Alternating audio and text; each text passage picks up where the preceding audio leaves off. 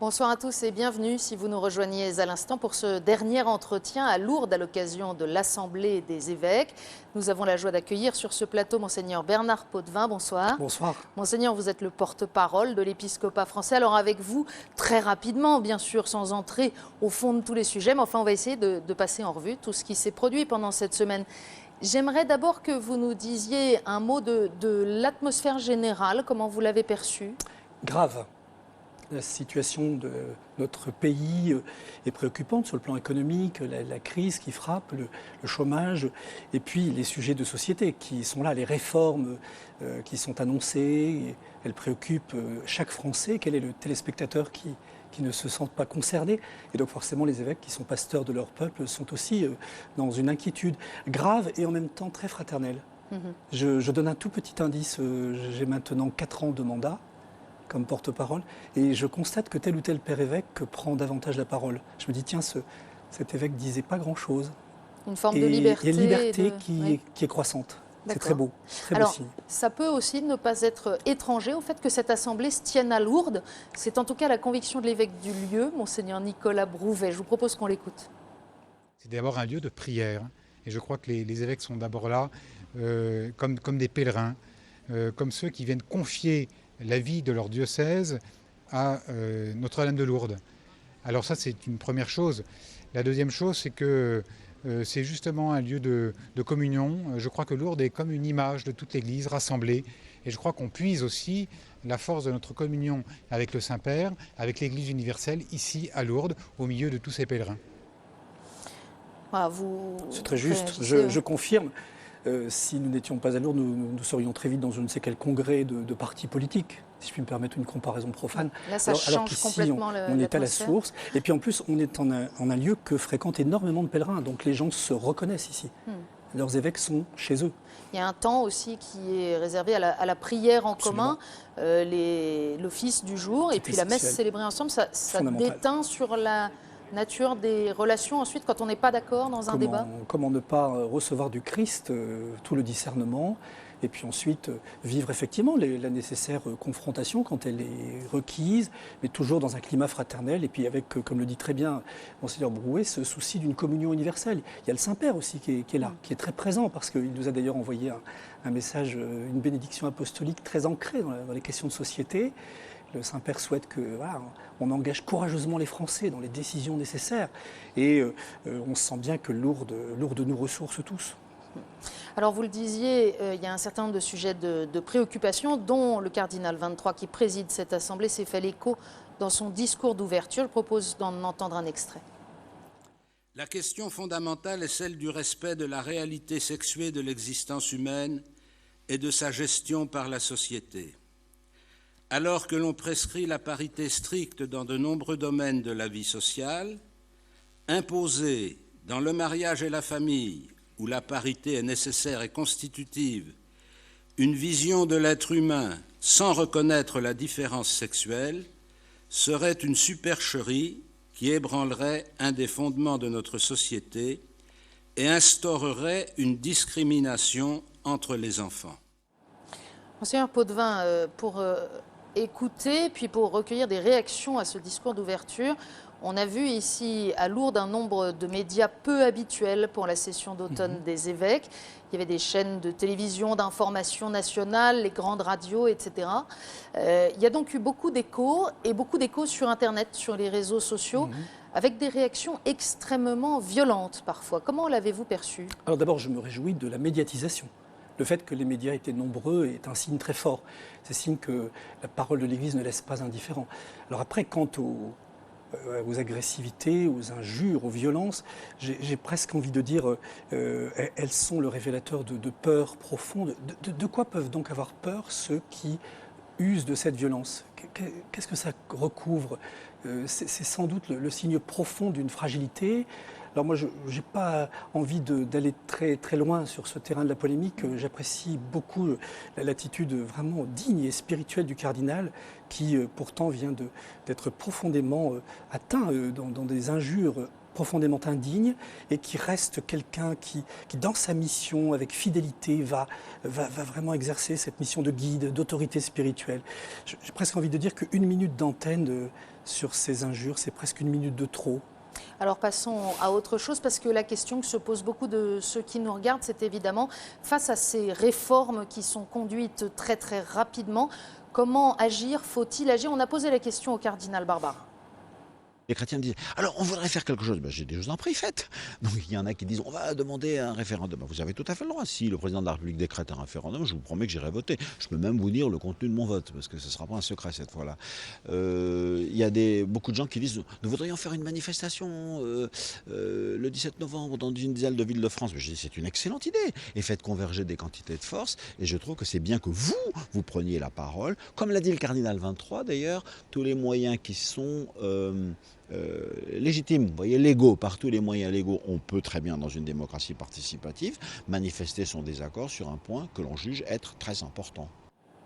On entend bien ce que dit le cardinal Barbarin, ce qu'a dit le cardinal 23 et tous les autres évêques, c'est-à-dire si vous voulez agir, agissez. Mais évidemment, beaucoup posent la question, pourquoi ce n'est pas les évêques qui prennent la tête du cortège, par exemple? Alors d'abord, si un cardinal use de cette liberté à votre antenne, le porte-parole des évêques ne va certainement pas figer sa réponse. Et moi, je dirais avec la même liberté que les Français qui sont troublés, croyants ou pas croyants, se manifestent. Il y a une expression du cardinal 23 que j'aime bien.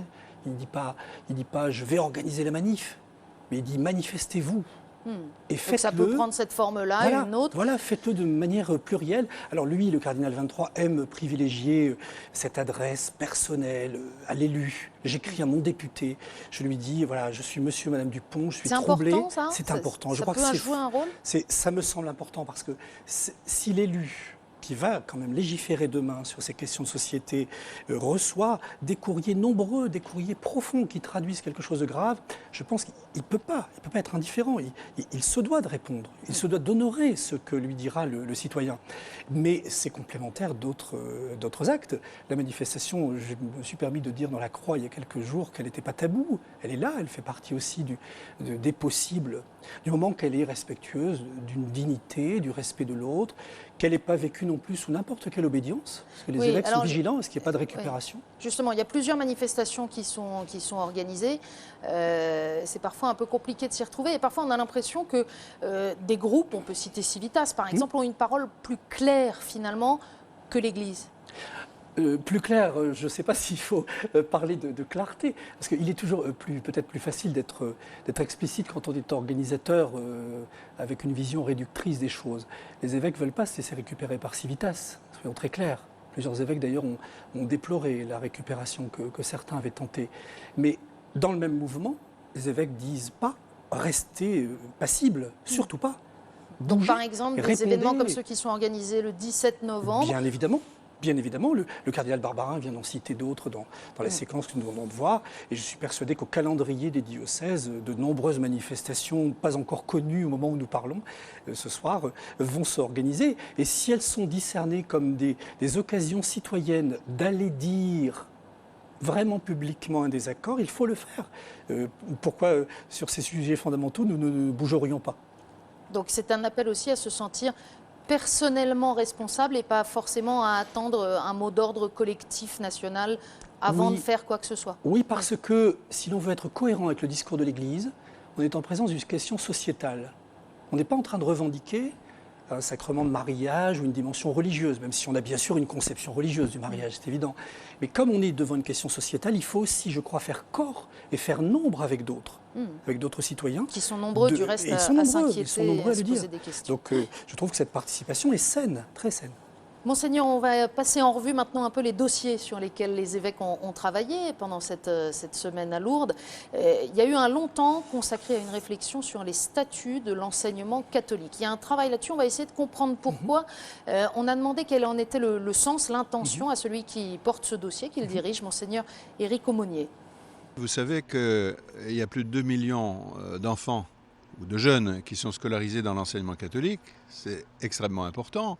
C'est une surface de contact, si je puis dire, avec des jeunes de tout genre, de toute espèce, de tout milieu, et aussi de toute provenance religieuse, puisqu'on accueille tous ceux qui se présentent, tous ceux qu'on peut recevoir dans l'enseignement catholique, dans nos écoles. Et nous avons souhaité y travailler vraiment parce que nous avons une responsabilité comme évêque sur les établissements d'enseignement catholique. Et nous voulons l'exercer, exercer notre vigilance, notre attention et dire notre estime et l'importance que nous accordons à tout ce travail qui est fait. Les établissements, nous les aidons et nous voulons les aider à vibrer, si je puis dire, au rythme de la vie de l'Église dans ce monde. Monseigneur Potvin, vous êtes le porte-parole des évêques, ça veut dire que pour nous, vous en êtes aussi parfois un peu le décodeur. Quand les évêques annoncent leur désir de manifester, leurs préoccupations, leurs soucis de l'enseignement catholique, c'est aussi une manière de dire que le lien entre l'évêque et les établissements doit être plus serré qu'il ne l'est aujourd'hui? Oui, il faut sans doute le clarifier, mais c'est normal dans une relation qui est établie depuis très longtemps, une relation de famille finalement entre les évêques et l'enseignement catholique. Cette relation est passée aussi par des moments historiques très forts. Il est bon de repréciser les choses. Qu'est-ce que c'est ce statut? C'est une feuille de route. Il est important que les évêques coécrivent. Mais c'est quoi la préoccupation? C'est ce qu'on appelle le caractère propre, de dire Oui, comment ces certainement. établissements vivent leur identité catholique? Voilà, c'est surtout pas de juger avec condescendance ce qui est accompli, mais c'est de redonner du souffle et des repères. De remercier profondément ceux qui animent aujourd'hui l'enseignement catholique, parce qu'ils accomplissent une mission remarquable, et en même temps de leur proposer des repères nouveaux, parce que les temps changent, les exigences de la société sont là, et l'annonce de l'Évangile doit vraiment se renouveler aussi dans ces milieux scolaires, éducatifs. On sait bien que les choses sont aujourd'hui difficiles, et les évêques assument pleinement leur mission pour que cet enseignement ne soit pas un enseignement parmi d'autres, mais soit véritablement un enseignement qui soit d'abord le plus ouvert à tous, et qui dans cette ouverture continue à vraiment proposer la spécificité de l'Évangile. Et c'est un travail qui doit aboutir à une échéance précise ou qui suit son cours? C'est très ingrat comme travail parce que c'est une rédaction laborieuse qui suppose de n'oublier aucune des dimensions. Parce que Monseigneur Monnier l'a très bien dit, l'enseignement catholique c'est une énorme machine. Donc il faudra encore beaucoup de temps. Il faut tenir compte, il faut respecter tous les acteurs, il faudra encore du temps.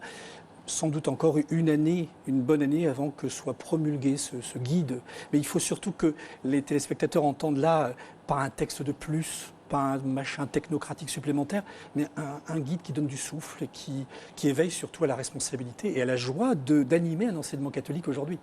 Quand on parle d'enseignement catholique, on parle d'éducation, de jeunesse.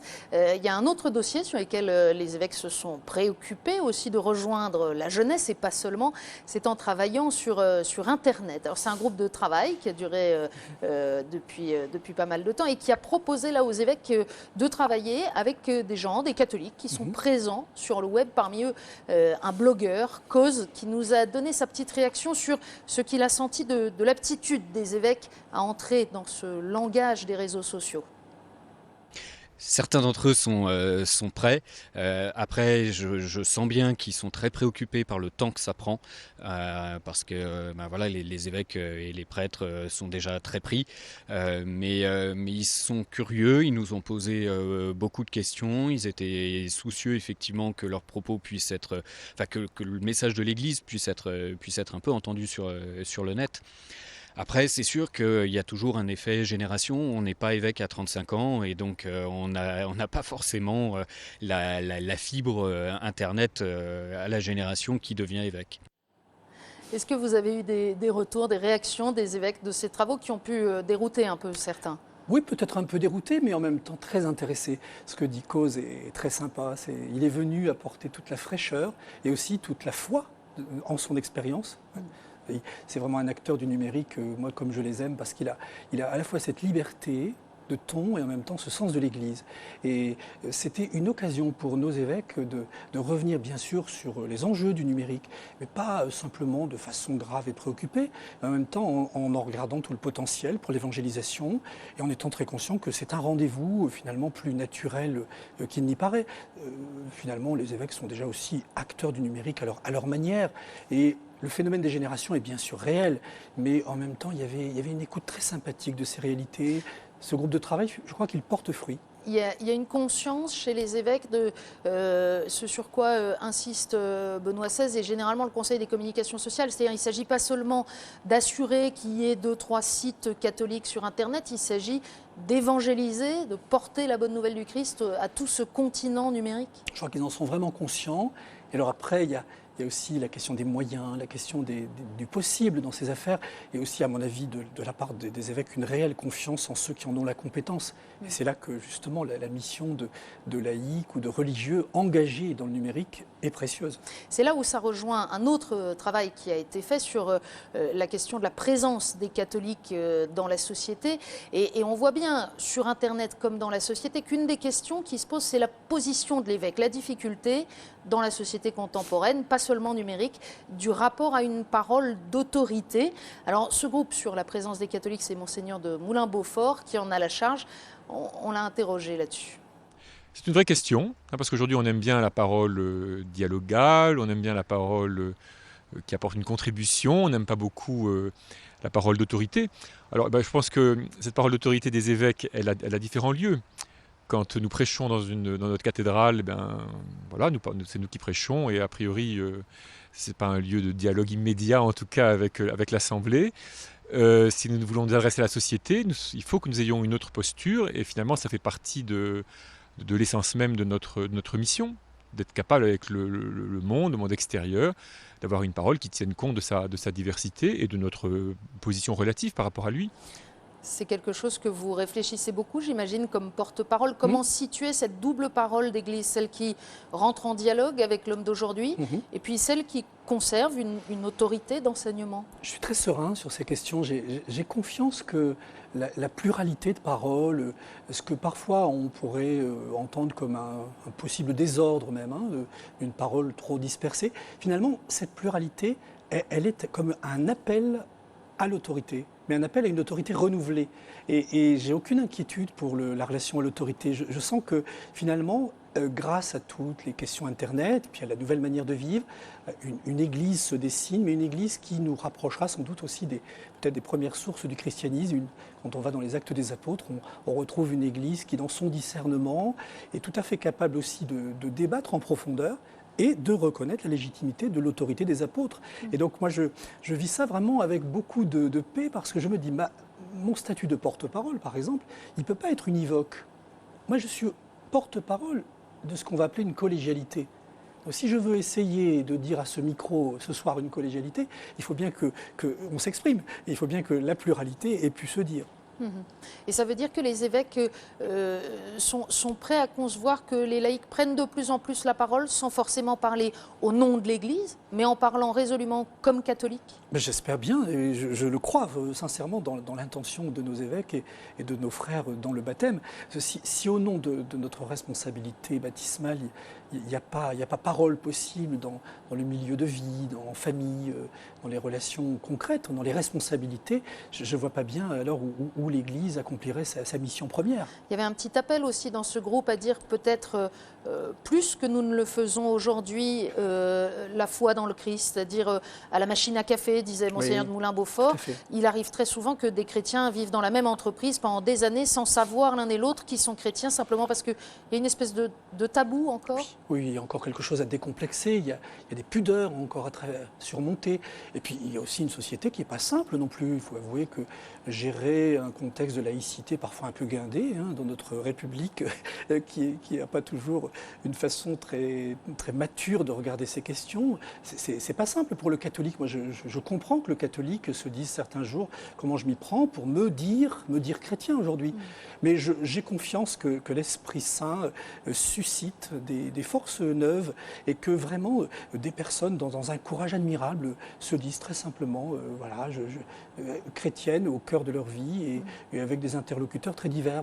Je sens que la libération des cœurs est en train de se vivre. C'est en lien aussi avec cette réflexion de l'Église sur la nouvelle évangélisation, une aptitude à rendre un témoignage finalement simple à travers des choses de la vie courante. C'est de la nouvelle évangélisation en acte qui ne cherche pas à se nommer comme ça tous les matins, comme M. Jourdain faisant sa prose, mais c'est de la nouvelle évangélisation, c'est cette recherche de repères et d'actions nouvelles. Oui. Ça suppose aussi un franc-parler, y compris de la part de l'institution quand elle s'exprime?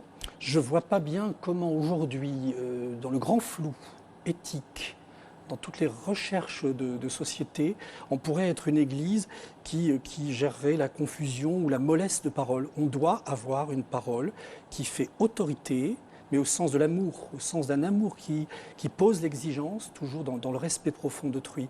Et les gens l'attendent, cette parole. Ils l'attendent. Moi, je suis même témoin d'appels profonds, d'appels pressants, y compris de personnes qui ne sont pas du tout de notre sphère catholique, qui disent merci à l'Église de parler. Et dans les débats sociétaux que nous traversons, nous avons reçu beaucoup de témoignages de reconnaissance parce que l'Église avait osé dire, elle avait osé ouvrir un débat, notamment suite à la prière du 15 août.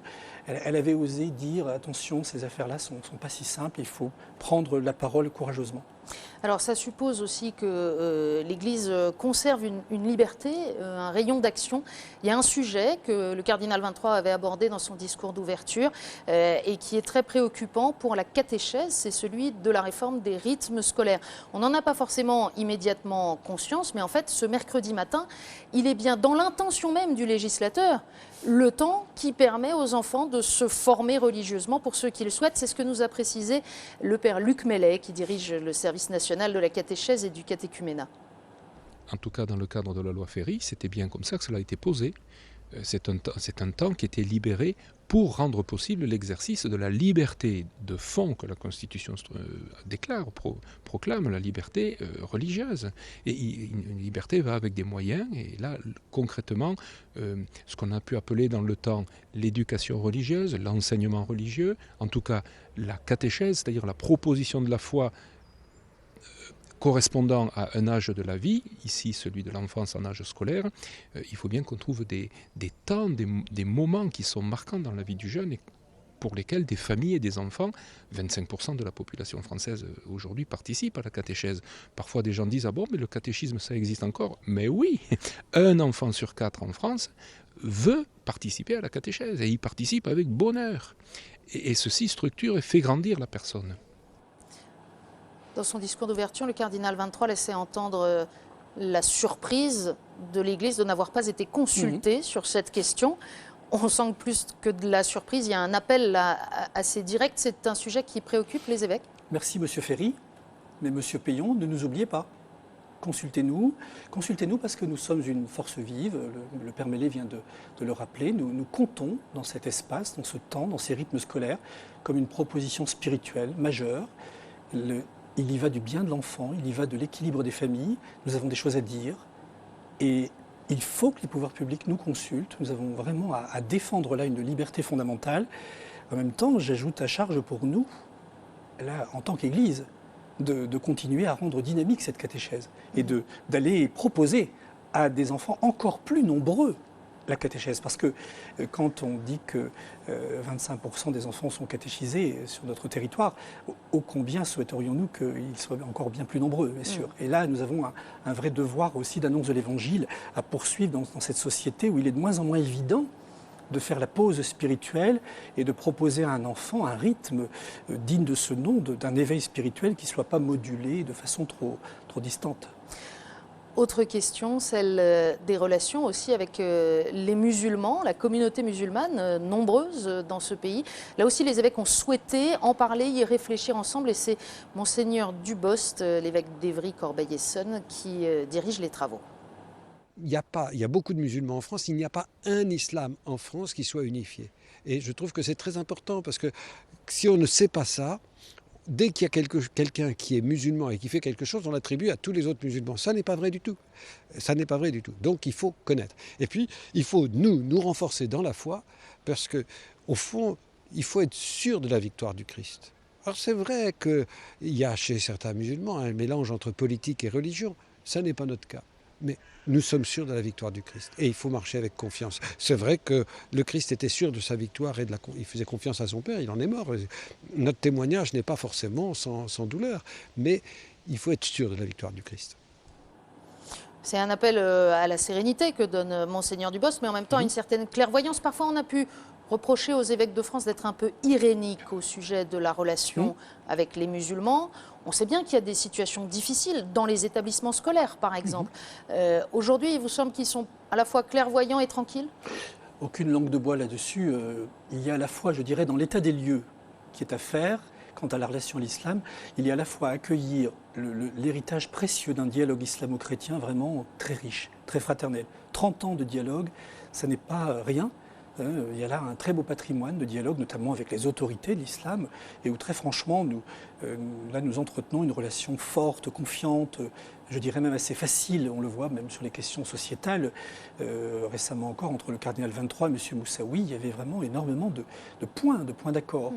Mais pas de langue de bois. Sur le terrain, les choses ne sont pas si simples. Les relations entre les communautés, entre les personnes, la complexité aussi entre le social, le politique, le religieux, toutes ces affaires-là, les récupérations, les durcissements identitaires, voire intégrisants, les violences sont là. Elles sont là aussi.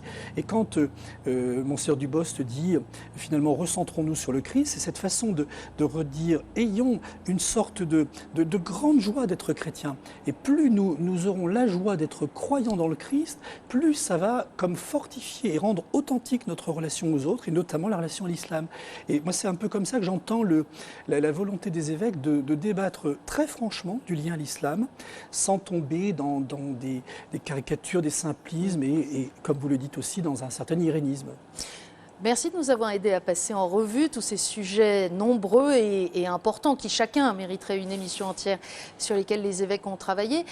Ils ont choisi aussi, comme le veut le fonctionnement de l'Assemblée, un nouveau sujet avec un nouveau groupe de travail. Pouvez-vous nous dire de quoi il s'agit ? Oui, les évêques, dans leurs préoccupations, ils ont beaucoup réfléchi avant de voter et ils ont désigné donc ce groupe, ils l'intitulaient, c'est la dimension sociale de l'avortement et l'éducation des jeunes.